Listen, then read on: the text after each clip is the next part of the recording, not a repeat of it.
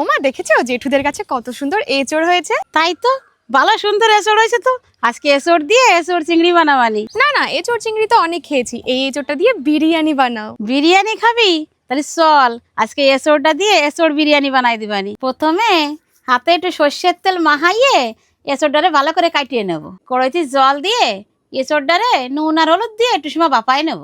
এসরগুলো বাপানো হয়ে গেছে, এবার নামাই নেবো। তেল দিয়ে পেঁয়াজ কটা বেরেস্তা বানাই নেব। বেরেস্তা ভাজা হয়ে গেছে, এবার নামাই নিচ্ছি। এইবার ওই তেলের মধ্যে আলু কটাও ভাজিয়ে নেবো। আলু ভাজা হয়ে গেছে, এবার নামাই নিয়ে এসর কটাও ভাজিয়ে নেবো। এইবার ওই তেলের মধ্যে তেজপাতা, শুকনো লঙ্কার বিরিয়ানির যে গোটা মশলা ওই কটা ফোড়নে দিয়ে দেবো। এধারে টমেটো, রসুন, কাঁচা লঙ্কা, পেঁয়াজ, আদা মিক্সারে বাটিয়ে নেবো। সাথে কটা চিংড়ি মাছও দিয়ে বাটিয়ে নেবো। এবার ওই যে মশলাটা বাটিয়ে নিয়েছিলাম না, সেইটা দিয়ে দেবো। এইবার কটা গুঁড়ো মশলা দিতে হবে, তার জন্য নুন, হলুদ, জিরের গুঁড়ো, ধনিয়ার গুঁড়ো, লঙ্কার গুঁড়ো সব দিয়ে দেবো।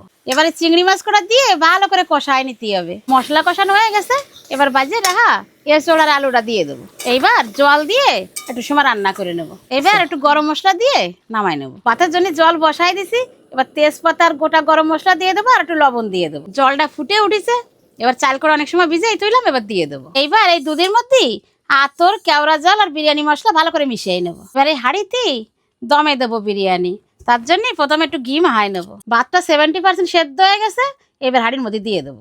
এইবার ওই যে এঁচড়টা রান্না করে থুইলাম সেটা দিয়ে দেবো। তারপরে বেরেস্তা, দুধ আর ঘি দিয়ে দেবো। তারপরে আবার কটা ভাত দিয়ে দেবো। ভাত আর এঁচড় দেওয়া হয়ে গেছে, এবার আবার একটু বেরেস্তা, ঘি আর একটু দুধ দিয়ে দেবো। এবার দমে বসাই দেবো 10 মিনিট। এই দেখো এঁচড় বিরিয়ানি বানানো তো হয়ে গেছে।